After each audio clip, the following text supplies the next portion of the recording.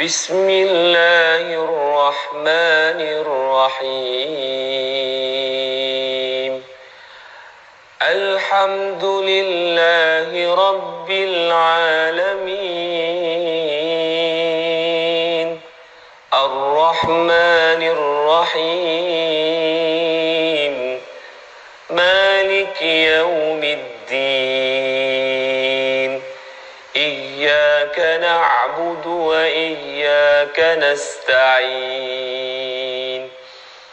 اهدنا الصراط المستقيم، صراط الذين أنعمت عليهم غير المغضوب عليهم ولا الضالين.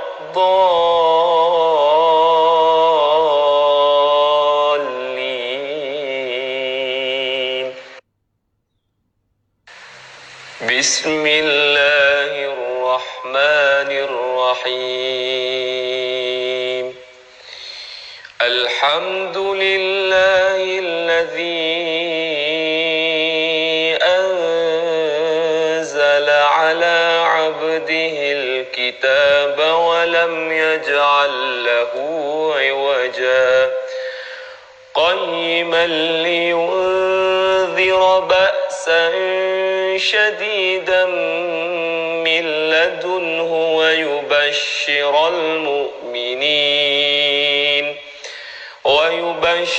المؤمنين الذين يعملون الصالحات أن لهم أجرا حسنا ماكثين فيه أبدا وينذر الذين قالوا اتخذ الله ولدا ما لهم به من علم ولا لآبائهم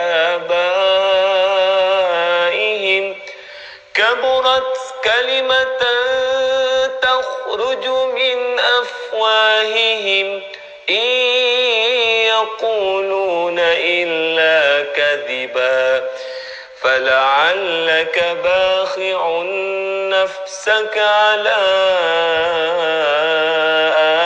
آثارهم إن لم يؤمنوا بهذا الحديث أسفا إنا جعلنا ما على الأرض زينة لها لنبلوهم أيهم أحسن عملا وإنا لجاعلون ما عليها صعيدا جرزا أم حسبت أن أصحاب الكهف والرقيم كانوا من آياتنا عجبا إذ أوى الفتية إلى الكهف فقالوا ربنا آتنا من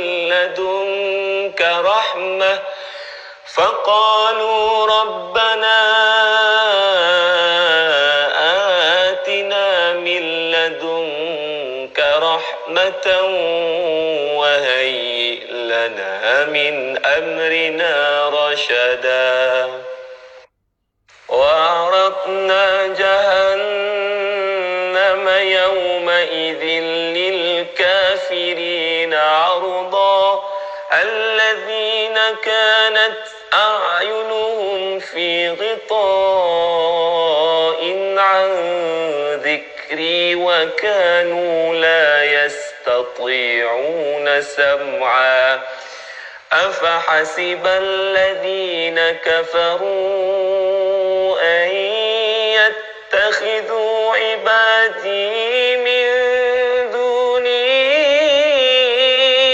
أولياء إنا أعتدنا جهنم للكافرين نزلا قل هل ننبئكم بالأخسرين أعمالا الذين ضل سعيهم في الحياة الدنيا وهم يحسبون أنهم يحسنون صنعا أولئك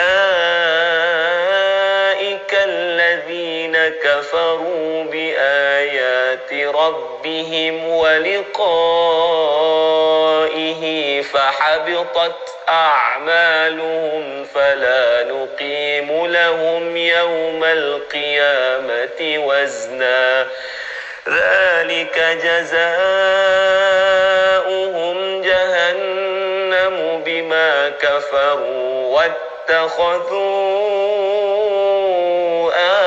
آياتي ورسلي هزوا إن الذين آمنوا وعملوا الصالحات كانت لهم جنات الفردوس نزلا خالدين فيها لا يبغون عنها حولا قل لو كان البحر مدادا لكلمات ربي لنفد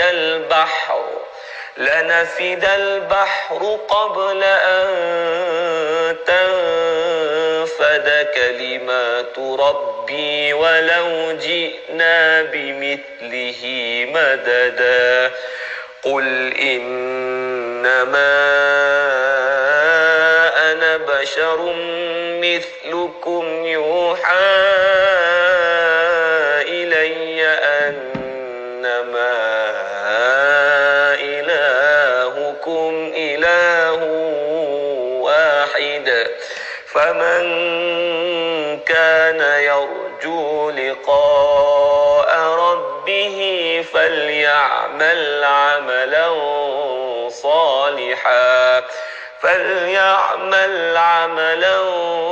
صالحا ولا يشرك بعبادة ربه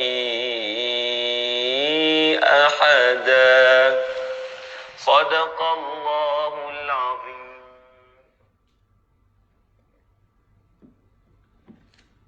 Nak letak Asmaul Husna pula, Mak.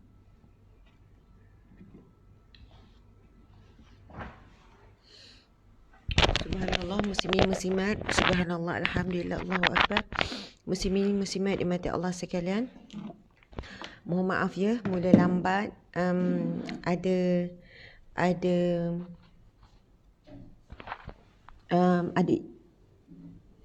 Ada masalah sikit.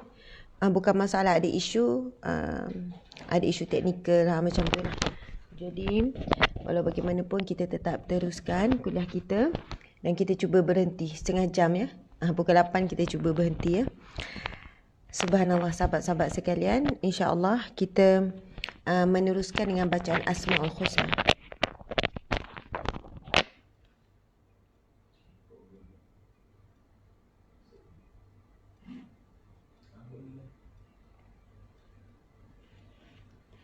Sebab tengah nak cari benda sebenarnya.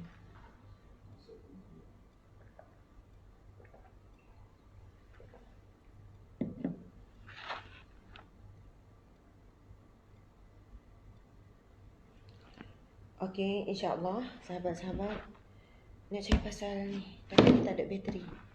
Nak cari berkenaan dengan, tak apalah, carilah. Cari tentang penyakit ain. Subhanallah, insya-Allah nanti kita akan kupas satu topik yang penting yang sedang hangat dibincangkan sekarang. Jadi sekarang marilah sama-sama kita membaca Asmaul Husna. A'udzubillahi minasyaitonirrajim. Bismillahirrahmanirrahim. Nas'aluka ya man huwallahu alladhi la ilaha illa huwar rahmanur rahim. Al-Malikul Qudusus Salamul Mu'minul Muhaiminul Azizul Jabbar المتكبر الخالق البارئ المصور الغفار القهار الوهاب الرزاق الفتاح العليم القابض الباسط الخافض الرافع المعز المذل السميع البصير الحكم العدل اللطيف الخبير الحليم العظيم الغفور الشكور العلي الكبير الحفيظ المقيت الحسيب الجليل الكريم الرقيب المجيب الواسع الحكيم الودود المجيد الباعث الشهيد الحق الوكيل القوي المتين الولي الحميد المحصي المبدئ المعيد المحيي المميت الحي القيوم الواجد الماجد الواحد الأحد الصمد القادر المقتدر المقدم المؤخر المقدم المؤخر الأول الآخر الظاهر الباطن الوالي المتعالي البر التواب المنتقم العفو الرؤوف المالك الملك ذو الجلال والإكرام المقصد الجامع الغني المغني المانع الضار النافع النور الهادي البديع الباقي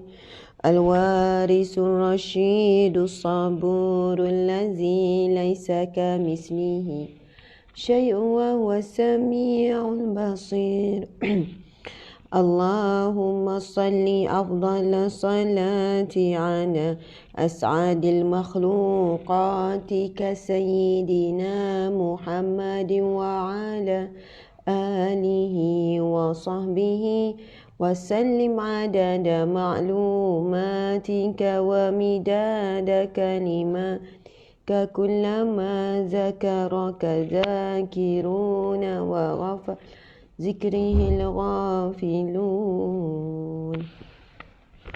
Subhanallah, Alhamdulillah, Allahu Akbar. Mananya pasal ain? Mananya pasal ain? Masuk nak dengan laptop. Pasal penyakit ain tu. Faham kan? Sekarang kan tengah panas isu pasal tu yang ada artis sakit. Jadi memang tu sebut tadi tu mencari pasal ain. Ada lah, bertemu di wilayah ada. Penyakit ain tu lah. Okey. Subhanallah, muslimin muslimat dimati Allah sekalian, apa khabar semua? Masya Allah, Alhamdulillah, saya juga sihat walafiat. Saya juga dalam keadaan yang baik. Saya doakan sahabat-sahabat semua juga sentiasa dalam rahmat Allah, dalam jagaan Allah, dalam tenang, dalam kuat, dalam sabar, tuan-puan sekalian. Masya Allah.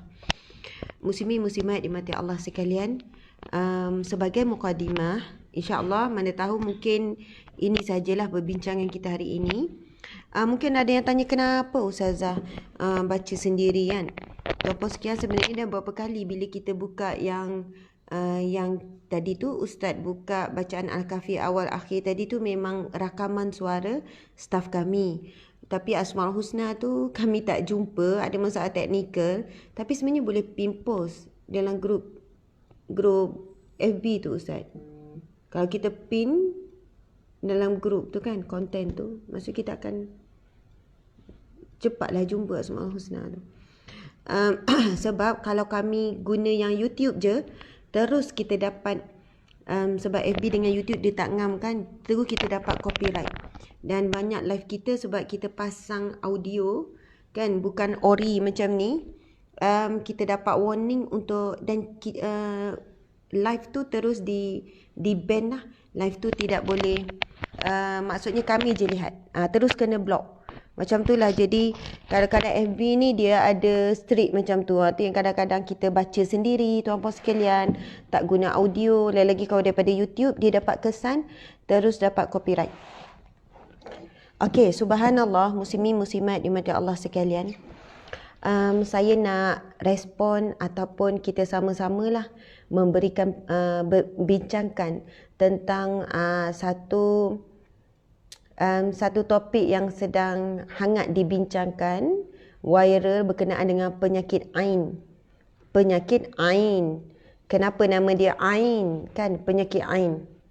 Susulan daripada ada influencer, ada disebut founder produk kan, yang sedang tular saat ini, isteri dia sakit Ain, perubahan ialah sakitlah kesan daripada penyakit Ain dan juga kesan daripada sihir dan sebagainya. Subhanallah. Muslimin muslimat dimati Allah sekalian. Subhanallah, Allahu Akbar, Masya Allah. Antara yang saya diberi pesan saya juga selalu diberi pesan oleh guru-guru, oleh orang-orang alim, orang soleh berkenaan dengan penyakit Ain. Antara faktornya kerana pelibatan saya secara umum di khalayak ramai. Kemudian kita tahu penyakit Ain dia boleh datang dalam bentuk kekaguman manusia terhadap mungkin terhadap ilmu, mungkin terhadap rupa paras, terhadap harta ataupun apa saja. Dan penyakit Ain juga boleh datang dalam sebab-sebab yang lain, tuan-puan sekalian. Dan saya pernah bertanyakan, ialah kita merujukkan, kita bimbang sebab kita nak dalam keadaan kita sihat, kita tidak mahu kita yang menyebabkan berlakunya penyakit Ain dan sebagainya. Masya Allah, muslimin muslimat. Dan saya rasa agak tenang dan kuat bila ada seorang guru mengatakan, Ustazah, mudah-mudahan Ustazah selamat daripada penyakit Ain dengan Ustazah terus istiqamah. Kerana dia kata, saya lihat Ustazah selalu memulakan kuliah dengan zikrullah. Kalau tuan-puan sekalian perasan, saya kan selalu macam sebelum mulakan apa-apa bercakap, bahkan live, bahkan menulis pun, biasanya saya akan mulakan dengan subhanallah, alhamdulillah, Allahu Akbar. Subhanallah, alhamdulillah, Allahu Akbar. Masya Allah. Kalau saya bercakap pun saya akan sebut tu. Kalau saya nak live pun saya akan sebut. Bahkan biasa kalau saya nak menulis di FB pun, saya mulakan dengan subhanallah, alhamdulillah, Allahu Akbar. Dan sebenarnya rutin ataupun tabiat saya bila bercakap nak mulakan dengan kalimah zikrullah, memuji Allah demikian, ia adalah satu amalan kebiasaan saya sendiri. Subhanallah, amalan kebiasaan saya sendirilah. Maksud saya ialah dah menjadi rutin. Nak sebut tabiat ia juga tabiat ataupun rutin ataupun kaedah. Sebelum saya bagi salam, maksud memulakan sesuatu dengan kadang perbualan, jumpa kawan ataupun meeting, subhanallah, ia menjadi satu kebiasaan. Dan seorang alim ni kata, dan itu antara penghalang ataupun pemutus kepada penyakit Ain. Bukan hanya orang yang kagum dengan kita saja yang perlu menyebut kalimah subhanallah, alhamdulillah, Allahu Akbar. Kita yang memulakan sesuatu, kita yang boleh menimbulkan situasi penyakit Ain itu, perlu memulakan dan menjadikan kebiasaan kita dengan memuji Allah terlebih dahulu. Masya Allah. Bila kita sebut subhanallah, maha suci Allah, kita sedang menyucikan Allah daripada segala yang sekutu dengannya. Sesuatu yang mensyirikkan Allah. Bila kita subhanallah, maha suci Allah, daripada segala bentuk-bentuk pujian yang dilemparkan kepada kita, sebenarnya itu untuk Allah. Jika Allah memuji kita indah, cantik, maka sebenarnya pujian itu maha suci Allah. Pujian itu adalah untuk Allah. Kerana Allah ya badi', Allah ya jamil, yang maha indah. Allah ya badi' yang maha menciptakan keindahan lah yang menciptakan keindahan. Dan apabila orang memuji dan kagum dengan ilmu yang kita miliki, lalu dengan ucapan subhanallah itu, sebenarnya pujian itu bukan untuk kita. Sebab kita jahil, kita bodoh. Kita jahil. Lihat bagaimana bayi baru lahir Itulah hakikat diri kita. Tak tahu apa-apa. Kosong. Zero. Tetapi Allah yang alim, yang maha memiliki ilmu, meminjamkan kita sedikit ilmu pengetahuan. Tak sampai satu titih pun. Sikit sangat tuan-puan sekalian ilmu pengetahuan yang Allah kurniakan. Jika dikumpulkan seluruh ilmu pengetahuan daripada Nabi Adam sampailah umat terakhir, dikumpulkan tak sampai pun satu seperti sebesar biji zarah dengan ilmu Allah. Allahu Akbar. Dan bila orang memuji, oi kayanya kau, hebatnya kau ni, banyaknya harta. Pujian itu sebenarnya ditujukan kepada Allah ya Ghani ya Mughni, yang maha kaya dan memberikan kekayaan. Tuan-puan, kita faham bahawasanya jika dikumpulkan seluruh kekayaan daripada manusia yang pertama sampai manusia terakhir, kekayaan Qarun yang sangat luar biasa, tidak ada lagi manusia yang boleh melepasi daripada kekayaan Qarun. Qarun, tuan-puan sekalian, dia punya kunci untuk gudang kekayaan dia. Dia ada banyak gudang. Pintu gudang pun diperbuat daripada emas. Sampai kunci nak buka gudang, nak kata betapa besarnya gudang dia, dilambangkan dengan besarnya pintu gerbang nak buka gudang kekayaan dia.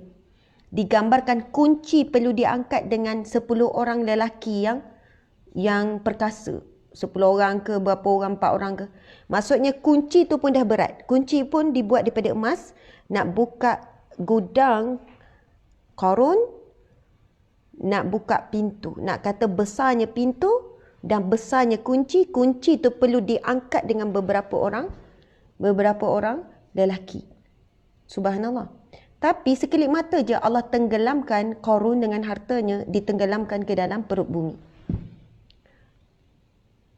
Jika dikumpulkan segala harta, tidak ada nilai sedikit pun, bahkan seluruh dunia dan isi ni tidak sampai seberat sebelah sayap nyamuk.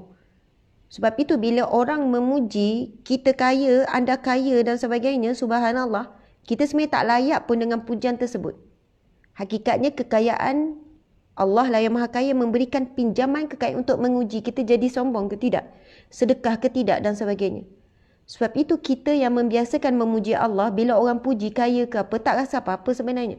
Sebab kita tahu orang itu hakikatnya bukan memuji kita, dan hakikatnya ni bukan milik kita. Allah yang Malik, yang maha memiliki, itulah pemilik utama dan pemilik sebenar. Dan itu terbukti tuan-puan yang dimati Allah sekalian, tidak pernah ada manusia yang pernah memiliki selama-lamanya kecuali sedekah. Tidak pernah ada manusia memiliki harta selama-lamanya kecuali sedekah sahaja. Setelah kita mati, nama kita pemula ditinggalkan, orang dah panggil arwah, orang dah panggil jenazah. Setelah kita mati, kereta kita walaupun ada 10 terus bertukar milik kepada pewaris ataupun dijual, duit tu mereka ambil. Emas yang kita pakai semua akan dilucutkan. Sebaik mati akan dibuka, dilucut, dibuka. Bahkan kalau ada gigi palsu pun, yang tak ada siapa dah nak buka, orang buang. Tak ada orang nak gigi palsu tu. Sebab ia bukan milik kita. Semua dicabut. Semua tu apa sekarang, tak ada apa-apa. Kosong. Kecuali sedekah saja. Contoh harta wakaf yang kita wakafkan, yang kita wakaf untuk bangunan, yang kita wakaf sekian-sekian. Contoh harta wakaf Saidina Uthman bin Affan yang ada meninggal 1004 tahun yang lepas. Kan hampir 1400 tahun lepas, tapi kekal sampai hari ini. Sebab itu ada lagi telaga Saidina Uthman bin Affan. Ada lagi hotel yang dibina hasil daripada belanja Saidina Uthman bin Affan. Nak katanya, harta yang kekal setelah kita mati, harta wakaf. Harta yang kita infak, sedekah kita tu masih kekal.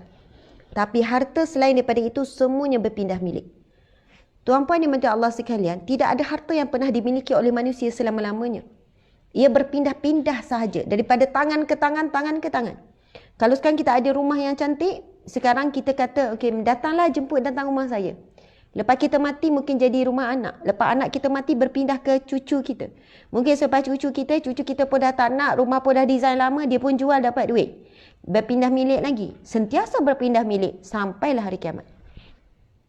Kereta kita mungkin lepas kita mati elok lagi anak guna. Bila anak dah guna, dah buruk dah, jual kat besi buruk dapat duit. Duit pun cucu cicit guna. Berpindah milik. Kereta buruk itu jadi besi buruk, jadi pemilik kedai besi buruk. Tuan-tuan yang mati Allah sekalian. Apa saja orang puji kita cergas. Nampak cergas ya, sihat ni. Alhamdulillah saya jaga pemakanan, kita cakap. Tetapi hakikat pujian itu untuk Allah ya Rashid, yang maha cergas, yang memberikan kecergasan. Allah yang matin, yang maha teguh, memberikan keteguhan. Allah yang qawi, yang kuat, yang maha kuat, yang memberikan kekuatan. Subhanallah, tuan-puan sekalian, tidak ada apa milik kita. La haula wa la quwata illa billahil aliyyil azim. Masya Allah. Saya nak bercakap tentang penyakit ain. Bila seorang guru, orang alim dikata ustazah teruskan istiqamah, memulakan sesuatu dengan pujian kepada Allah. Subhanallah, alhamdulillah, segala puji bagi Allah, kita kata alhamdulillah. Alhamdulillah, Allah ya Hamid. Itu nama Allah Asmaul Husna, Allah ya Hamid, Allah yang maha terpuji. Alhamdulillah, Allah yang maha terpuji, segala pujian hanya bagi Allah. Alhamdulillah, segala pujian lillah, adalah untuk Allah, bagi Allah. Lepas tu kita sebut Allahu Akbar, Allah yang maha besar daripada segala-galanya, Allah yang maha perkasa, Allah yang maha kuasa, Allah yang maha hebat. Semua termasuk dalam kalimah Allahu Akbar. Sahabat-sahabat dimati Allah sekalian, itu sekadar mukadimah tentang penyakit sihir ataupun penyakit ain. Sahabat-sahabat, jika boleh kita sendiri jangan rasa kita tak diuji dengan penyakit ain. Kita kata saya ni tak ada nak penyakit ain ni. Tak ada, saya orang biasa je. Saya tak ada rupa, contoh ya. Saya pun bukan orang kaya. Saya tak ada sebab untuk penyakit ain ni, tuan-puan sekalian. Subhanallah, Allah, penyakit-penyakit yang melibatkan penyakit yang batin, penyakit yang tidak dilihat ni tuan-puan sekalian, siapa pun boleh terkena. Siapa pun boleh terkena. Kalau kita kata sebab glamour seseorang itu terkena penyakit ain dan juga sihir, ramai sangat. Ramai sangat. Orang yang tak glamour, tak dikenali pun. Sihir ni tuan-puan sekalian, dia boleh jadi sebanyak sebab. Ada sebab dengki, ada sebab marah, ada sebab benci, ada sebab iri hati kan. Ada tak ada sebab. Tapi kebetulan pengamal-pengamal ilmu hitam, pengamal santau, dia nak test ilmu dia, dia hantar je, dia tuju je kepada sesiapa terkena. Subhanallah, tuan-puan sekalian, ada kawan saya masa sekolah menengah. Saya ni bila sebut ni kawan ni, saya terbayang wajah dia. Saya terbayang wajah dia, jelas sangat wajah dia dalam ingatan saya. Sebab kawan, duduk satu asrama, ingat lagi. Lepas tu dah masuk kuza, dia dikhabarkan meninggal dunia. Mengejut tuan-puan sekalian. Allahu Akbar. Bila tahu dia meninggal dunia sebab apa, memang sedih. Dia disantau, dia kena santau. Dan santau tu sebenarnya bukan nak tujukan pada dia. Masa tu dia makan di sebuah kedai makan. Orang nak hantar santau tu kepada kedai sebab bisnes kan. Kemudian dia bukan target. Tapi santau angin kan. Lepas tu dia kena. Dan apa yang berlaku, teruklah dia sakit apa semua, berubat sana sini. Sampai muntah darah, muntah kaca, muntah macam-macam. Akhirnya dia meninggal. Subhanallah, Allahu Akbar. Seorang yang ceria, seorang yang baik, seorang yang suka senyum. Subhanallah, Allahu Akbar. Kemudian ada beberapa orang lagi sahabat-sahabat kami yang dia uji dengan penyakit sihir dan sebagainya. Subhanallah.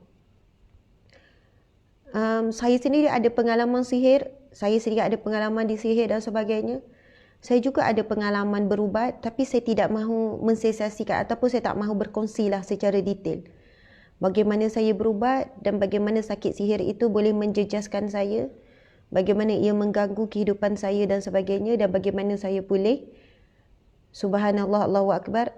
Dan saya percaya, tuan-puan sekalian, percayalah.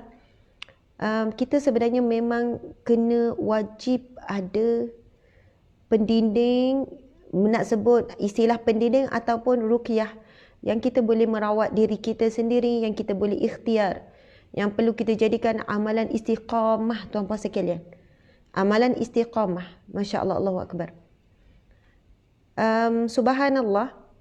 Mungkin kalian nampak, Ustazah ni ramai orang suka, orang sayang. Tetapi tuan-puan sekalian harus faham, seramai itu orang suka, orang sayang, ramai juga orang yang benci, orang yang haters. Benci yang memang tujuan menghantar sihir untuk supaya saya berhenti ceramah, saya berhenti mengajar, supaya saya jatuh, saya sakit, tersungkur.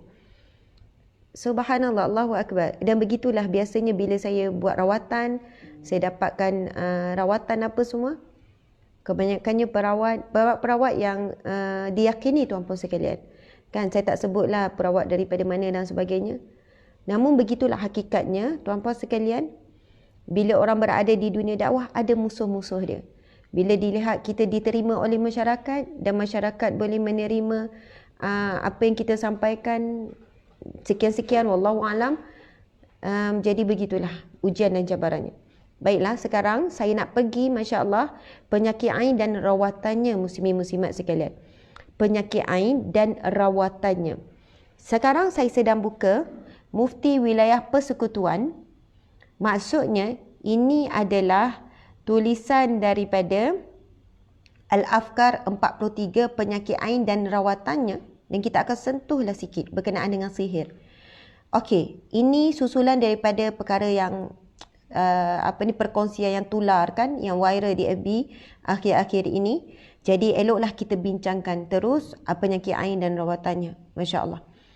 Okey, ini soalan ditujukan kepada Datuk Seri Mufti Wilayah Persekutuan dan bagaimana Datuk Seri Mufti dan juga Sahibu Samaha Mufti dan juga tim mereka menjawab soalan penyakit ain. Okey.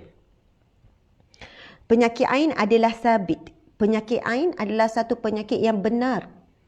Penyakit yang sabit ataupun yang memang disebut di dalam syarak. Memang ia daripada peristiwa yang benar berlaku pada zaman Rasulullah sallallahu alaihi wasallam dan ia ada nas syarak. Maksud dia ada dalil daripada syarak. Dia bukan daripada perawat ke, bukan daripada kata-kata manusia, fikir-fikir manusia, tak. Ia memang ada daripada Nabi sallallahu alaihi wasallam menyampaikan kepada kita tentang penyakit ain. Okey, dalam surah Al-Qalam Allah Subhanahu wa taala berfirman dalam surah Al-Qalam. Bismillahirrahmanirrahim. Wa in yakadu alladhina kafaru la yuzliqunaka bi absarihim. Yang bermaksud, dan sesungguhnya orang-orang yang kafir itu hampir-hampir menggelincir dan menjatuhkanmu dengan pandangan mereka yang penuh dengan permusuhan dan kebencian. Masya-Allah. Okey, di dalam ayat ini Allah menyebutkan tentang pandangan. Cuba perhatikan, Allah berfirman, dan sesungguhnya orang yang kafir itu hampir-hampir menggelincir dan menjatuhkanmu, hampir-hampir menjatuhkanmu dengan pandangan mereka yang penuh benci dan permusuhan. Tuan-puan sekalian, sebab itu saya sebutkan, penyakit ain ini, kita jangan fikir tentang ia melibatkan kekaguman sebab dia cantik, sebab dia tayang kemewahan, sekian-sekian. Ia boleh jadi dengan pandangan kebencian, dengan pandangan yang geram. Lalu seseorang itu dia pandang dengan perasaan yang benci, yang meluat, yang geram. Subhanallah, penyakit itu boleh menyebabkan seseorang yang dipandang itu jatuh sakit dan boleh menyebabkan maut, tuan-puan sekalian. Masya-Allah, Allahu Akbar. Jadi, okey, baiklah, kalau saya pergi pada istilah penyakit ain. Ain tu ejaan dia ain ya nun. Ain ya nun. Subhanallah. Ain tu maksud dia mata. Ainun maksudnya mata. Kalau orang nama Aini tu maksud dia mataku. Ain saja mata. Ainun samalah mata juga. Ada Ustazah Ainun kan nama kan. Jadi Nurul Ain, kadang-kadang cahaya mata maksud dia. Jadi penyakit ain ia memang daripada nas syarak, daripada firman Allah dan juga ada hadis Nabi. Yang datangnya daripada pandangan mata. Walaupun dia tak ada zikir apa-apa, dia tak ada baca mantra, dia tak ada sebut apa-apa pun tuan-puan sekalian. Dengan pandangan mata boleh menyebabkan adanya penyakit ain. Antara faktornya adalah dia datang dengan, bukan mata tu dengan tengok saja, tak. Dia datang dengan perasaan yang meluap-luap, perasaan dalaman. Tuan-puan sekalian, kita ni, saya pernahlah dengar penjelasan daripada orang-orang yang mahir dalam ilmu ni. Ilmu-ilmu ruqyah, ilmu-ilmu penyakit-penyakit batin ni, tuan-puan sekalian. Kita ni kan ada qarin, dan kita tahu qarin kita, apa maksud qarin? Qarin ni, Ustaz, masuk qarin. Qarin ni tuan-puan sekalian, sebut Qarin ni pernah satu ketika Rasulullah SAW keluar. Rasul keluar ada urusan tuan-puan dimati Allah sekalian. Tetapi Sayyidatina Aisyah dia rasa macam cemburu, lalu dia macam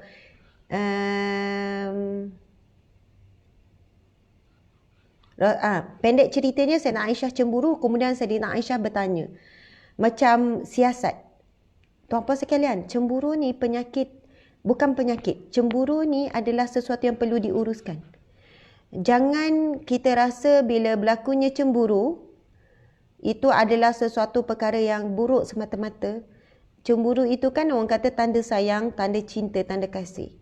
Dan Rasulullah bila menghadapi cemburu daripada isteri, Rasulullah menguruskan dengan cara yang tenang, cara yang matang.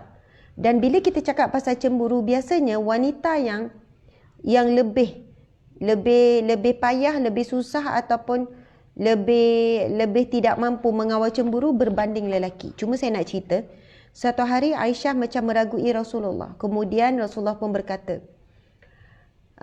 berhati-hatilah wahai Aisyah dengan bisikan syaitan yang menghasutmu.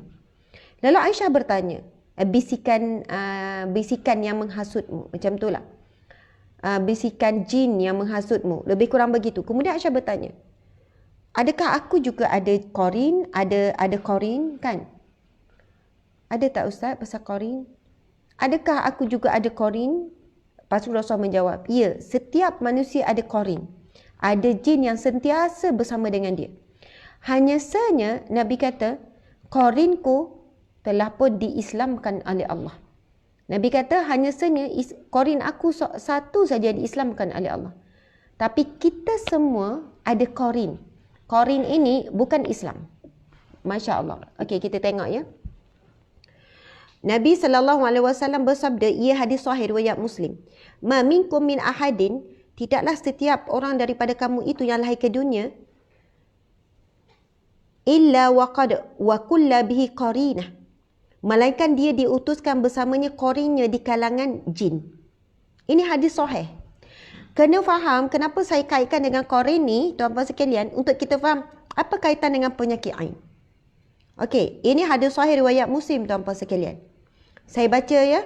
Ma minkum min ahadin illa waqad wa wukila bihi qarinuhu minal jinni qalu wa iyyaka ya Rasulullah qala wa iyaya illa anna Allah a'anani alaihi fa aslam fala ya'muruni illa bi khair. Okey. Nabi bersabda, hadis sahih tuan-puan sekalian. Mungkin ramai dengan kita tak tahu pasal Qarin. Biasa dengar tapi tak tahu pun kita ada Qarin. Tapi jangan rasa takut pula ya bila tahu. Tidaklah setiap orang daripada kamu itu, Nabi kata, yang lahir ke dunia, melainkan dia telah diutuskan bersamanya Qarinnya. Qarin ni maksud teman. Paling setia, tak pernah tinggalkan kita. Setiap saat dia ikut kita, dia duduk di samping kita. Setiap saat Qarin ni, teman, duduk rapat. Masuk tandas ke, pergi mana ke, Qarin ni sentiasa ada. Daripada kalangan jin. Qarin ni daripada kalangan jin. Nabi sebut, qarinuhu minal jin, daripada kalangan jin. Lalu mereka, yakni sahabat bertanya, adakah kamu juga wahai Rasulullah? Sahabat bertanya, ya Rasulullah, kamu pun ada Qarin ke? Kamu pun sama, ada jin yang sentiasa berdamping, yang sentiasa jadi teman yang paling rapat. Dan Nabi menjawab, dan aku juga. Ya, Nabi kata, aku juga ada Qarin. Melainkan Allah telah membantuku daripada gangguannya, maka aku terselamat. Dan tidaklah ia, Qarin, mendorongku kecuali pada perkara kebaikan. Nabi kata, hanya sahaja aku saja yang mana alaihi fa aslam, Allah telah membantuku ke atas Qarin tersebut dan aku selamat. Qarin itu untuk Qarin Nabi hanya menyuruh kepada perkara kebaikan. Tapi selain daripada Nabi SAW, fungsi Qarin adalah selalu membisikkan kepada kita. Bisikan menyuruh melakukan keburukan. Dan antara yang pernah saya dapat penjelasan daripada orang-orang yang dalam bidang ilmu-ilmu ruqyah ini, bila kita rasa nak marah dan benci sangat pada seseorang, kita tak ada pun doa, ya Allah biarlah dia sakit, biar tak. Tapi datang dengan perasaan, dan Qarin itu tahu kita sedang memandang dengan rasa benci ataupun dengan perasaan apa, korin itu yang menyebabkan orang itu sakit. Sebab dia paling kenal kita, dia paling rapat dengan kita, dia tahu tentang kita daripada kecil. Korin ini lahir je terus ada. Sebab itu Nabi sebut sejak lahir, daripada lahir, dia melihat dan sangat kenal kita daripada kita kecil, kanak-kanak membesar sampai sekarang. Dan apabila seolahnya begini, kita tak nak pun orang tu sakit, tetapi kerana perasaan yang tidak terkawal, sebab itu marah macam mana dekat orang pun, astagfirullah, cepat-cepat istighfar, astagfirullah, geramnya aku pada dia, astagfirullah, menyampahnya, astagfirullah, astagfirullah, macam tu kan, contohnya lah. Mesti kaitkan dengan nama Allah Subhanahu Wa Taala. Allahu Akbar. Kalau kagum macam mana pun, subhanallah, subhanallah, kaitkan dengan nama Allah, puji Allah, alhamdulillah, Allahu Akbar. Itu antara untuk memutuskan tidak menyebabkan seseorang itu sakit. Dan jika kita sendiri pun selalu menggunakan kalimah Allah dalam percakapan, dalam perbualan memulakan sesuatu. Kita nak present kan, jangan tunggu jadi terkenal atau apa-apa. Penyakit ain ni siapa-siapa boleh kena. Bukannya orang yang terkenal, bukannya sebab dia tu menayangkan ni, siapa-siapa pun boleh kena. Penyakit sihir ni siapa-siapa pun boleh kena atau apa sekalian. Saya jumpa ramai orang diuji sihir, tuan-puan sekalian. Tak ada, dia bukan siapa-siapa pun, orang biasa, orang kampung, tak ada siapa-siapa. Masya Allah. Maksudnya tak ada siapa yang boleh dijamin selamat daripada ujian sihir. Dan tuan-puan sekalian, nanti hari ni macam dah tak sempat, saya akan berkongsi bagaimana ujian Rasulullah disihir. Nabi pernah disihir, tuan-puan sekalian. Dan itu daripada riwayat yang sahih. Dalam tafsir Ibnu Katsir menceritakan bagaimana keadaan Rasulullah bila disihir. Dan bagaimana Rasulullah dirawat. Sihir Rasulullah dirawat tu. Okey, kita sambung sikit lagi penyakit ain ni. Ibnu Abbas, Mujahid dan lain berkata, bermaksud mereka hendak menggelincirkan dengan mata mereka, maksudnya mereka dengki kepadamu kerana kebencian mereka terhadapmu. Seandainya bukan kerana perlindungan dan pemeliharaan Allah pada dirimu, dari mereka nescaya engkau tidak selamat. Tuan-puan yang baru masuk, tadi kita baca satu firman Allah tentang penyakit ain. Yang mana Allah berfirman dalam surah Al-Qalam ayat 51. Bismillahirrahmanirrahim. Wa in yakadul ladzina kafaru la yuzliqunaka bi absarihim. Dan sesungguhnya orang kafir itu hampir-hampir menggelincirkan dan menjatuhkanmu, ataupun boleh menyebabkan kamu binasa dengan pandangan mereka. Allah sebut dalam Al-Quran, Allah berfirman, dengan pandangan musuh itu boleh menyebabkan kamu tergelincir, menyebabkan kamu sakit, menyebabkan kamu boleh binasa.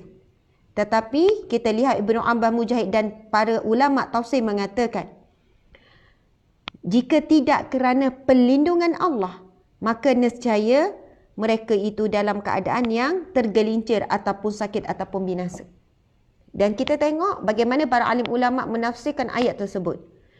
Seandainya bukan kerana perlindungan dan pemeliharaan Allah pada dirimu, daripada mereka nescaya engkau tidak selamat. Sebab itu tuan-puan sekalian, untuk selamat daripada penyakit ain, Masya Allah, kita ni sendiri perlu ada satu amalan. Subhanallah, hanya senya Allah sahaja. Para ulama kata, jika bukan dengan perlindungan dan pemeliharaan Allah, maka kita tidak selamat. Hanya dengan perlindungan. Bila kita nak dapat perlindungan, maka kita wajib mohon perlindungan. Subhanallah. Kalau cerita-cerita Cina kan, kalau ada kawasan-kawasan tu kan, ada pemilik-pemilik kawasan apa semua tu kan. Sahabat-sahabat, tuan-puan sekalian, kan kena bayar. Lepas tu ada ni kawasan milik siapa, dapat perlindungan. Tuan-puan sekalian, untuk kita dapat perlindungan daripada perkara gaib, iaitu syaitan yang kita tak nampak, jin yang tidak nampak, perlindungan itu mestilah dalam bentuk yang tidak nampak juga, perlindungan daripada Allah. A'udzubillahi minasyaitanirrajim. Hanya Allah yang boleh menyelamatkan dan melindungi kita daripada syaitan yang direjam.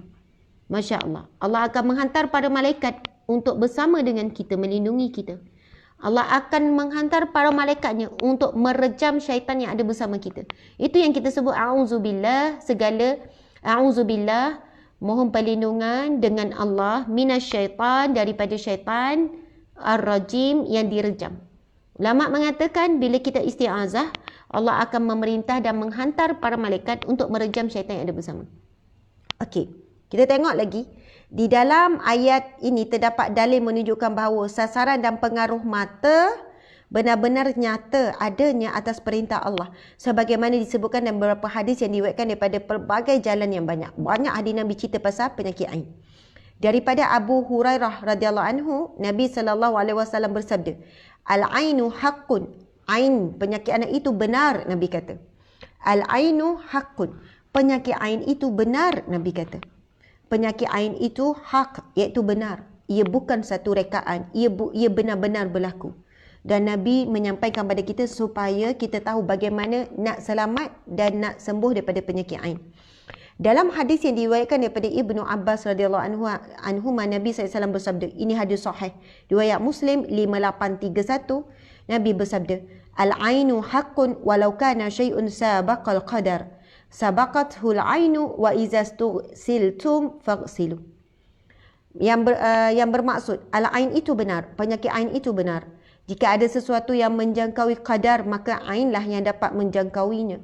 Jika diminta kepada kamu untuk mandi untuk penyembuhan, maka mandilah.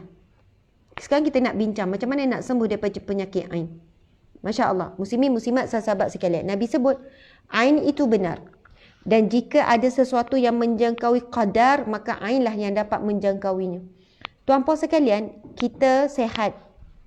Subhanallah, dalam qadar Allah, dalam ketetapan Allah kita sehat. Tetapi Nabi sebut, jika ada sesuatu yang menjangkaui qadar, Nabi kata maka ainlah yang dapat menjangkauinya. Daripada sehat, dalam qadar Allah, takdir Allah, kita sehat. Tetapi Nabi kata jika ada sesuatu yang menjangkaui, melepasi qadar Allah, ainlah. Ain, Nabi kata ain. Bila terkena penyakit ain, dia melepasi qadar Allah. Walaupun Allah takdirkan, Allah catat kita sehat. Tetapi ain juga dengan izin Allah, dalam pengetahuan Allah, jika kita tidak ada perlindungan. Jika ada seseorang yang melakukan ain terhadap kita. Bismillahirrahmanirrahim. Maka tuan-puan dimati Allah sekalian, ia tetap akan berlaku dan ia menjangkaui qadar Allah Subhanahu wa taala. Qadar ni kita kena faham ya, qadar, qada, ketetapan, qadar ketetapan Allah. Contoh, Allah menetapkan kita sakit, tapi qadar sakit tu macam mana? Macam itulah qadarnya, berat ke, ringan ke, sakit teruk ke dan sebagainya. Okey. Imam An-Nawawi berkata, pada hadis ini terdapat isbat keimanan pada takdir Allah Subhanahu Wa Taala dan benarnya penyakit ain. Penyakit ain dan bahawa ia sangatlah berbahaya. Ya. Ha? Apa dia?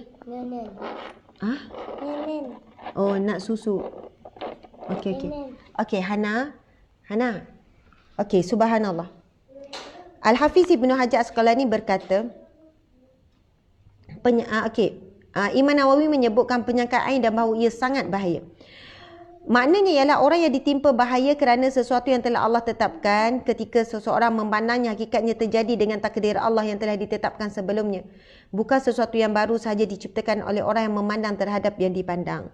Penyakit ain ialah penyakit disebabkan oleh pandangan mata yang disertai sifat iri hati atau rasa takjub terhadap apa yang dipandang. Ianya boleh terjadi sama ada dari orang yang dengki, orang yang benci, orang yang marah, atau orang yang dicintai, dari orang yang jahat atau orang yang soleh. Al-Hafiz Ibnu Hajar berkata, ain adalah pandangan hasad daripada tabiat yang buruk yang boleh menyebabkan mudarat pada orang yang dipandangnya. Beliau turut berkata, ain boleh terjadi dengan rasa takjub, kagum, walaupun tanpa ada sifat iri hati dan hasad. Boleh juga terjadi walaupun daripada orang yang mencintai dan walau daripada seorang yang soleh tanpa disengajakan. Tuan-puan sekalian, daripada penjelasan alim ulama, ain boleh jadi daripada pandangan mata kerana benci, iri hati, marah daripada musuh. Ain juga boleh jadi daripada perasaan marah, iri hati daripada kawan. Bukan musuh, adik-beradik contohnya, kan? Boleh jadi daripada orang yang dicintai, daripada suami, daripada isteri. Isteri dia lawa sangat, suami pandang dengan rasa kagum, tak puaslah saya tengok awak. Ya Allah, cantiknya awak ni. Contoh. Kalau sebut ya Allah, mudah-mudahan selamat. Tapi kalau tak sebut langsung nama Allah, cantiklah awak ni, cantik sungguh. Walaupun daripada orang yang dicintai. boleh menyebabkan penyakit ain. Walaupun tanpa sengaja. Walaupun tuan-puan sekalian tanpa niat, boleh jadi penyakit ain. Tanpa niat. Tengok ada bayi lawa, comel. Tak ada niat pun nak sakiti bayi tu. Tak ada niat pun, memang lawanya, comelnya, comel sangat lah. Kenapa comel tak boleh buat bincang? Comel sangat ni. Kan? Lepas tu disertai dengan perasaan kagum tu tuan-puan sekalian.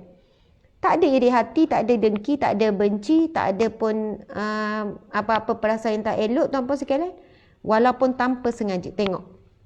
Al-Hafiz Ibn Hajar kata, ain ada pandangan hasad daripada tabiat buruk yang boleh menyebabkan mudarat pada orang dipandangnya. Ain boleh terjadi dengan rasa takjub walaupun tanpa ada sifat iri dan hasad. Boleh juga terjadi walaupun daripada orang yang mencintai dan daripada seorang yang soleh tanpa disengajakan. Orang baik pun bila puji boleh jadi orang tu sakit. Kita harus faham daripada penjelasan ulama ni, siapa pun boleh terkena penyakit ain. Kalau kita kata penyakit ain sebab dia suka tunjuk dia bahagia, memang kenalah. Dia suka menunjuk-nunjuk dia kaya. Oh, sebab dia suka menunjuk dia bahagia. Oh, dia suka-suka sekian-sekian. Ini bukan saya nak bela siapa-siapa. Saya nak bagi kita faham, bukan asbab itu saja penyakit ain. Bahkan boleh datang daripada orang yang dekat, daripada orang soleh, orang yang baik.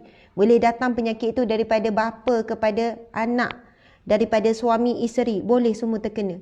Sebab itu kita kena belajar perlindungan daripada penyakit ain, iaitu disebutkan oleh alim ulama, orang-orang soleh, iaitu selalu bila kita menyebut sesuatu, bila bercakap, selalulah kita sertakan dengan memuji Allah. Subhanallah. Kadang cakap dengan suami, subhanallah bang, saya nak cakap sikit boleh? Alhamdulillah, Allahu Akbar. Mula meeting, nak bagi pandangan, nak buat presentation, tiba-tiba ada orang kagum lah pula dengan presentation kita. Kita pun memang sebelum present, kita dah kagum dengan diri sendiri. Kita masa buat persiapan, dah rasa naik bulu roma. Mesti hebat ni esok ni. Idea ni memang bernas ni. Pagi esok dengan confident, okey ni. Tekan-tekan, ramai-ramai. Wow, hebat. Bravo. Contoh kan. Semua tu tuan-puan sekalian, kita mula dengan subhanallah, alhamdulillah, bismillahirrahmanirrahim. Izinkan saya memerlukan presentation. Semua itu termasuk dalam pendinding kita daripada penyakit-penyakit ain. Okey, kita tengok rawatan penyakit ain. Sekiranya dah terkena dah tuan-puan sekalian.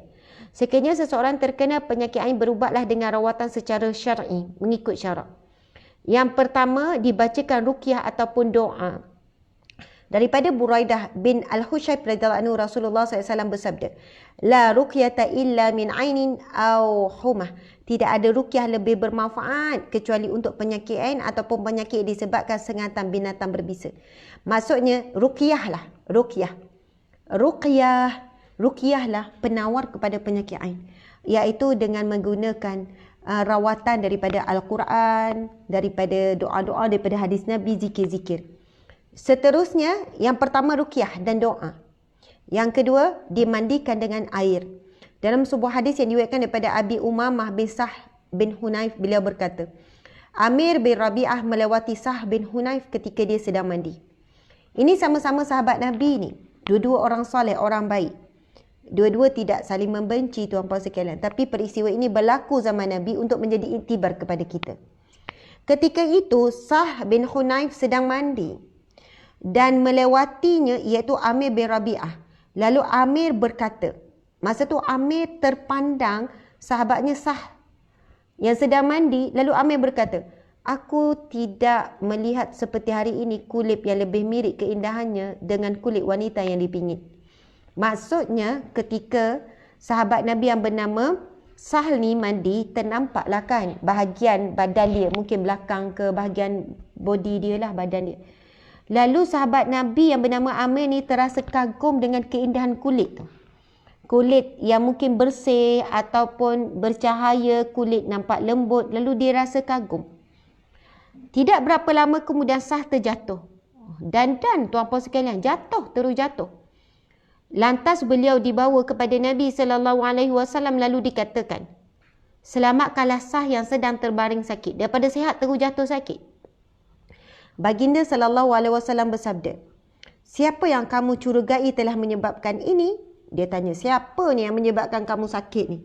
Mereka berkata, Amir bin Rabi'ah. Baginda lalu bersabda, alama yaqtulu ahadukum akhah idza ra'a ahadukum min akhihi ma yu'jibuhu falyad'u lahu bil barakah. Mari kita tengok apa saranan Nabi. Nabi suruh buat apa? Bila ada seorang sahabat Nabi, puji sahabat Nabi sebab rasa macam takjub, kagum dengan kulit yang indah dimiliki. Ini sama-sama lelaki. Ini bukan kata ada gay ke, jangan cakap, jangan fikir macam tu. Cuma nampak mandi, cuma terasa kagum. Wow, cantiknya kulit dia. Sehatnya kulit dia. Macam tu je tuan-puan sekalian. Ini bukan saling membenci ni, bukan musuh ni. Sahabat Nabi sama sahabat Nabi. Kemudian Nabi berkata, kenapakah salah seorang daripada kamu membunuh saudaranya? Seharusnya apabila salah seorang daripada kamu melihat sesuatu pada diri saudaranya yang menakjubkan, hendaklah dia mendoakan keberkatan untuknya. Nabi pesan, kalau kamu ada rasa takjub, kagum dengan kawan kamu. Bayangkan, Nabi tanya kenapa salah seorang daripada kamu membunuh saudara. Bila Nabi tahu sahabat ni, puji sahabat ni sampai jatuh terlantar sakit, Nabi kata kenapalah. Kenapalah, kan sahabat ni kata. Kenapa? Nabi kata kenapalah kamu membunuh saudara kamu. Soalnya penyakit ain ni boleh menyebabkan mati. Kenapa kamu ni sampai nak bunuh? Nabi bukan sebut tu maksudnya dalam erti kata yang sebenar. Bunuh. Kalau betul bunuh kan macam tu. Tapi Nabi kata kenapa sesama kamu boleh membunuh? Kan maksudnya sebab penyakit ain tu boleh menyebabkan kematian tuan-puan sekalian. Seharusnya apabila salah seorang daripada kamu, ini cara Nabi ajar ni. Melihat sesuatu pada diri saudaranya yang menakjubkan, kalau kamu melihat sesuatu yang takjub, yang kamu rasa kagum, hendaklah dia mendoakan keberkatan. Sebab itu antara zikir, bila kita takjub pada seseorang, kita sebut tabarakallah. Kan? Tabarakallah. Maksudnya tabarakallah itu, moga Allah memberkatinya. Ustazah tak reti sebut tabarakallah, tak biasa. Kita sebut subhanallah, alhamdulillah, Allahu akbar. Itu contoh tuan-puan sekalian. Kemudian baginda sallallahu alaihi wasallam meminta air, lalu menyuruh Amir untuk berwuduk. Amir pun cuci wajahnya, kedua tangannya sampai siku, kedua lutut dan bahagian dalam kainnya. Nabi SAW memerintahkan untuk menyiramkan bekas air wuduk itu kepada sah. Sufyan menyebut Mu'ammar berkata daripada Azuri, baginda SAW memerintahkannya untuk menyiramkan air dari arah belakangnya. Kaedah ruqyah, jika tahu siapa yang menyebabkan penyakit ain itu, sebab sekarang ini tahu siapa yang menyebabkan sah, iaitu Amir. Jadi Rasulullah perintahkan Amir mengambil air wuduk. Lalu ditadah air wuduk Amir, lalu dimandikan sah itu daripada air wuduk Amir.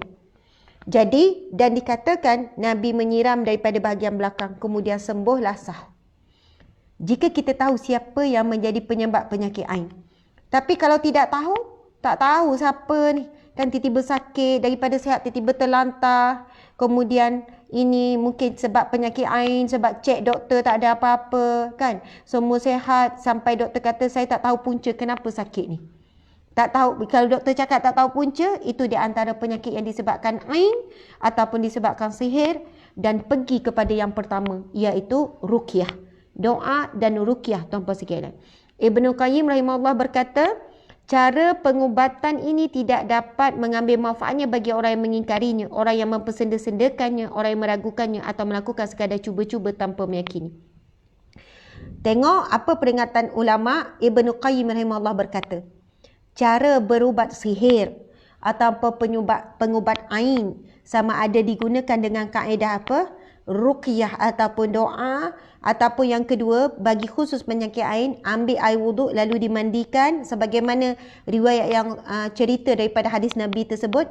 Ulama mengatakan cara berubat ini tidak dapat mengambil manfaatnya bagi orang yang mengingkarinya, ataupun orang yang mempersedakan, ataupun orang yang ragu-ragu, atau orang yang melakukan sekadar cuba-cuba tanpa yakin. Tuan-puan sekalian, tanpa yakin. Subhanallah, Allahu akbar. Masya Allah, tuan-puan sekalian, saya ada pengalaman disihir juga. Dan ada pengalaman membantu orang disihir. Tapi tolong, saya bukan boleh berubat orang. Masya Allah. Tetapi benar, syaitan, jin yang menyebabkan dengan izin Allah juga, menyebabkan seseorang manusia itu sakit. Dia sangat takut dengan orang yang yakin dengan firman Allah. Seorang yang sangat tak yakin dengan ayat-ayat Al-Quran, dengan zikrullah. Dia sangat takut. Sebab itu kalau pengalaman saya masa sekolah menengah dulu, bila ada berlaku, kita duduk asrama selalu ada histeria. Bila berlaku histeria, kita ni pelajar-pelajar baca Yasin tak berhenti. Tapi kawan yang histeria tu, tak histeria juga. Gelak gitu, tempik. Kan? Datanglah seorang orang yang soleh, ustaz. Datanglah ustaz, orang tua dah. Baca, baru start baca je. Bismillahirrahmanirrahim. Start baca je, terus orang tu sedar. Kita kata, wow, kita baca ayat kursi tak keluar 10 kali pun, sebenarnya memang syaitan, jin sangat takut dengan orang yang soleh, orang yang beriman, orang yang yakin betul dengan Allah. Yakin dengan kekuatan ayat Al-Quran. Dan pernah tuan-puan sekalian, saya pernah berjumpa dengan orang yang pengalaman kena sihir. Lama sakit dia kena sihir. Dia kata, ustazah, tahu tak saya sembuh dengan apa? Saya pergi berubat satu Malaysia. Saya dah habis 100,000 berubat tapi tak sihat ustazah. Saya tetap sakit. Penyakit dia, tahu tak tuan-puan sekalian, tak boleh bercakap, tak boleh jumpa langsung suami anak-anak. Duduk satu rumah tapi tak bercakap dengan anak bertahun-tahun, dengan suami. Duduk asing, dia duduk dalam bilik. Tak boleh jumpa, tak boleh. Jadi sakit tak boleh walaupun mereka saling sayang. Tapi saya tanya, bertahun tak bercakap? Ya ustazah, bertahun tak boleh bercakap walaupun satu patah. Apatah lagi nak makan duduk sekali. Dan lepas tu macam mana duduk satu rumah? Kami dah ada jadual. Waktu saya keluar makan, dia orang duduk dalam bilik. Waktu dia orang keluar, saya duduk dalam bilik. Kalau tak, apa yang berlaku? Saya akan sakit, saya akan terlantar, saya kata dahsyatnya, mana-mana dah pergi berubat ustazah. Saya tak tahu macam mana. Ya, mungkin ada orang dengki, orang yang benci kan, tak boleh tengok kami bahagia kan anak-anak saya. Tapi dia kata anak-anak saya alhamdulillah baik. Saya ikuti mereka daripada jauh, saya tahu perkembangan mereka belajar dengan baik. Tapi saya tak boleh peluk, tak boleh dekat dengan anak. Kalau tak, saya ataupun anak sakit macam mana, saya tak ingat dah cerita dia exactly. Subhanallah, duduk satu rumah tapi tak boleh berjumpa, tak boleh bercakap. Seksa, tuan-puan sekalian, seksa. Dia kata terseksa, hidup saya terseksa, hidup anak-anak terseksa. Nak macam orang lain pergi berjalan naik satu kereta, tak boleh bertahun-tahun. Ya Allah, saya terkejut, saya tak sangka ada yang sihir sampai begitu. Kalau boleh, orang sihir tu nak kami berpecah terus. Sihir ini, sihir pemisah. Nak suruh berpisah dengan suami, pecah dengan anak, sampai tahap tu tuan-puan sekalian. Masya Allah. Lepas tu dia kata, ustazah saya berubat ke mana-mana. Tapi akhirnya ustazah, saya sembuh alhamdulillah, makin sembuh, dah boleh dah dengan ni. Dan masa tu ada adik-beradik dia yang mengesahkan, betul ustazah, saya mengesahkan memang adik saya ni sakit lama. Dia kata saya boleh sembuh ustazah dengan istighfar. Yang mana satu hari saya istighfar sungguh-sungguh dengan Allah, mohon ampun. Dan saya menangis-nangis, saya yakin sungguh. Lepas tu adalah saya tak ingat dah dibaca apa. Dan saya yakin yang saya akan disembuhkan oleh Allah dengan zikir, dengan bacaan. Mungkin 3 kul macam tu lah, saya lupa tuan-puan sekalian. Tapi pokok pangkalnya, dikata ustazah rupanya Allah bagi sembuh, Allah bagi saya sakit-sakit. Selama ini saya yakin, saya lebih yakin dengan perawat. Saya bukan yakin dengan Allah. Bila saya dengar ada orang kata, oh perawat tu hebat, dah ramai orang sembuh. Ada orang dah nak mati, dah boleh sembuh balik. Saya pergi. Rupanya sama ini saya lebih yakin dengan perawat. Saya bukan salahkan perawat. Rupanya Allah nak berikan kepada saya hakikat keyakinan kepada Allah. Allah tak izinkan saya sembuh. Saya jumpa orang yang hebat macam mana, perawat-perawat yang hebat macam mana. Tetapi tuan-puan dan mati Allah sekalian, itulah tuan-puan sekalian, antara perkara yang kita selalu berjuang. Sebab itu Ibnu Qayyim menyebutkan cara pengubatan ini tidak dapat diambil manfaat melainkan ruqyah dan sebagainya. Seseorang yang mempersendakan ataupun kadang ragu-ragu, mesti dengan yakin. Sebab itu kadang-kadang kita kata, macam mana anak saya ni ustazah, sakit ustazah, ada yang bawa jumpa. Saya kata ibu, puan, Allah uji puan dengan suami, anak sakit sekarang ni. Puan macam mana puan usaha berubat? Saya dah pergi kata-kata, ambil air tawar sana, air tawar sini. Allah uji puan suami isteri, bukan Allah uji perawat tu. Puan dengan suami isteri bangun malam qiyamul lail, buat doa betul-betul, yakin betul-betul dengan Allah tanpa ragu-ragu, anak akan sembuh. Mohon betul-betul pertolongan dengan Allah. Tapi ustazah, saya orang biasa, saya bukan orang soleh, saya ni Saya orang biasa-biasa je. Sebab tu saya minta tolong ustazah, saya minta tolong ustaz, saya pergi sana sini. Saya kata, puan yang diuji oleh Allah langsung tanpa perantaraan sesiapa, minta dengan Allah. Kalau puan minta dengan saya perantaraan. Kalau Allah tak izinkan, tidak. Puan jumpalah siapa-siapa pun. Sekarang puan yang diuji, puan perlu direct minta dengan Allah dengan yakin. Puan balik kepada Allah, kembali kepada Allah, yakin dengan Allah. Subhanallah, ujian ini untuk puan, untuk anak. Anak sedang sakit, tak sedar apa semua. Mungkin anak susah. Tapi puan suami isteri sedang dalam keadaan sedar. Jangan menggantungkan harap kepada manusia melebihi Allah. Sebab itu Allah belum izinkan anak puan sembuh. Sebab Allah nak puan dengan tuan kembali kepada Allah, benar-benar yakin kepada Allah. Tuan-puan sekalian, Masya Allah. Ada beberapa kes yang jumpa yang mesej balik, Ustazah, alhamdulillah dah sembuh. Rupanya bertahun-tahun kami pergi berubat. Hakikatnya ujian ini untuk kami. Rupanya anak kami boleh sembuh dengan doa kami.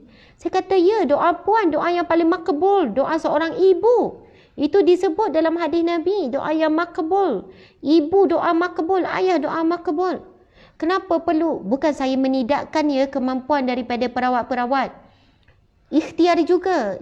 Jumpa juga perawat, saya pun jumpa perawat juga, tuan-puan sekalian. Kalau keadaan saya dah teruk sakit sampai saya dah tak boleh ceramah, saya kalau diuji ketika, maksudnya saya tak nak cerita lanjut lah pasal saya kena sihir apa semua.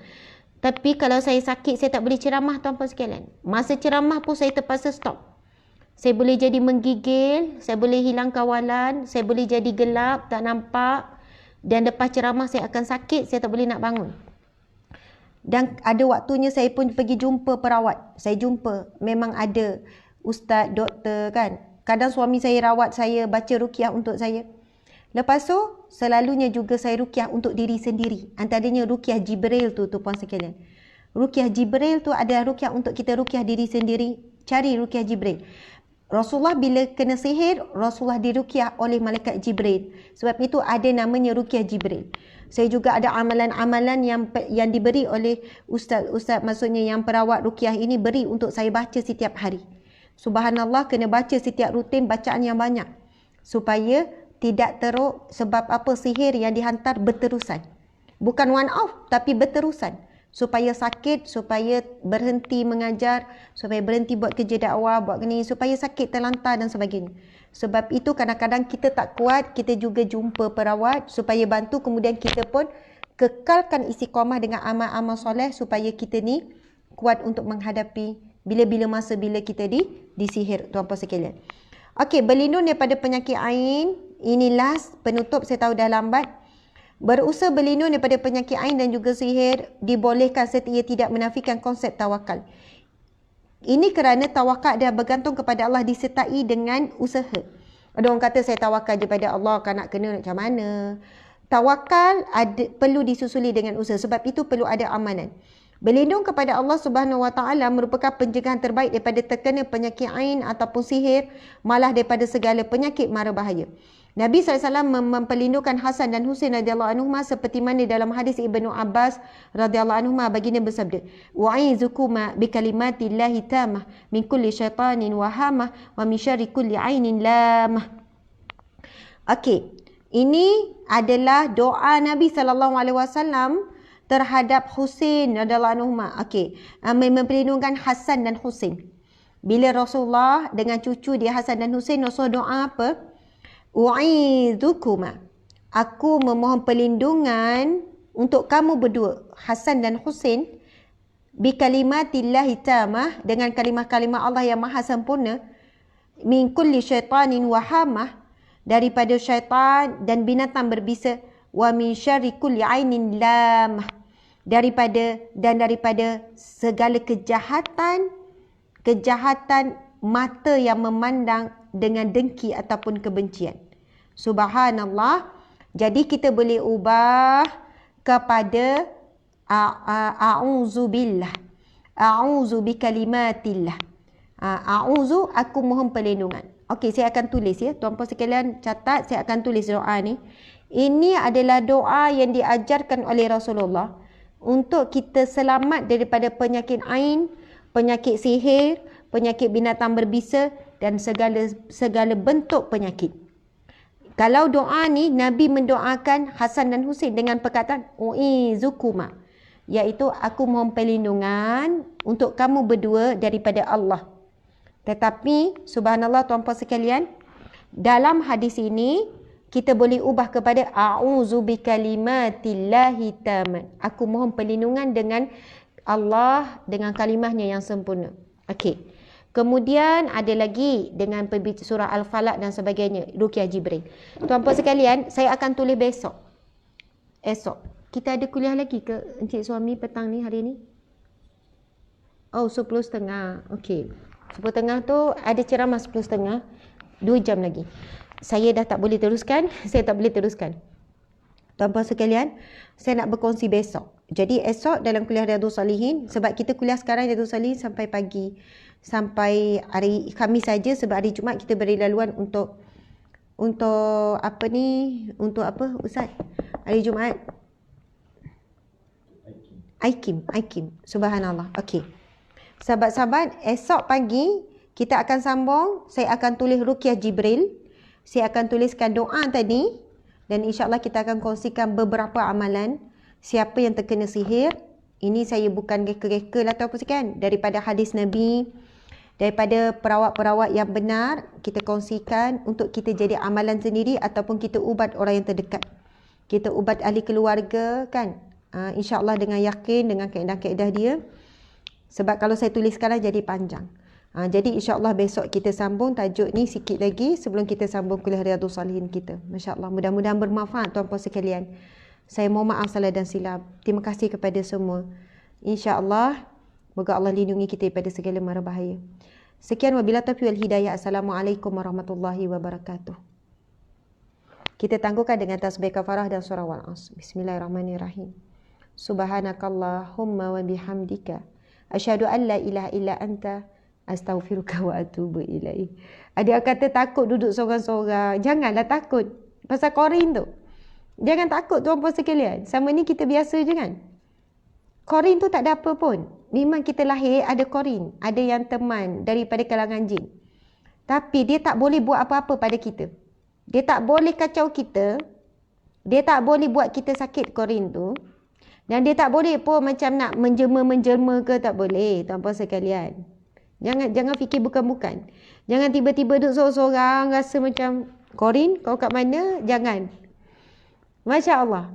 Qorin tu dia hanya membisikkan sahaja. Dia bisik perkara-perkara tak elok, penghasut. Syaitanir rajim suruh kita buat perkara tak elok tu je yang dia mampu buat. Dia tak boleh bagi kesan sentuh kita ke menjelma, keluarkan suara, tak boleh. Tapi tugas dia adalah bisik supaya kita buat perkara yang buruk. Kan? Supaya tangguh lambat solat. Masa kita solat lepas tu dia bisik-bisik supaya kita tak khusyuk. Sebab saya tengok komen di IG ni. Tuan-puan sekalian ya. Jangan sampai macam tu sekali. InsyaAllah tak ada apa-apa. Tapi kalau siapa yang baru follow ni tak tahu apa-apa, kena dengar daripada awal. Sebab daripada awal kita baca hadis Nabi berkenaan dengan Qorin. Bagaimana yang menjadi asbab penyakit. Penyakit ain semua tu. Penyakit ain sini, bukan sini. Ya, tuan-puan sekalian tengok daripada awal. Jangan dengar sekerat-sekerat. Penjelasan mesti dengar daripada awal. Kau tak jadi salah faham. Tu bahaya. Salah faham boleh bahaya. Okey, jadi jumpa lagi pagi besok. Surah Wal-Asr baca lagi. Bismillahirrahmanirrahim. Wal-Asr innal insana lafi khusr illa allazina amanu wa amilus solihat wa tawassaw bil haqqi wa tawassaw bis sabr. Sadaqallahul azim.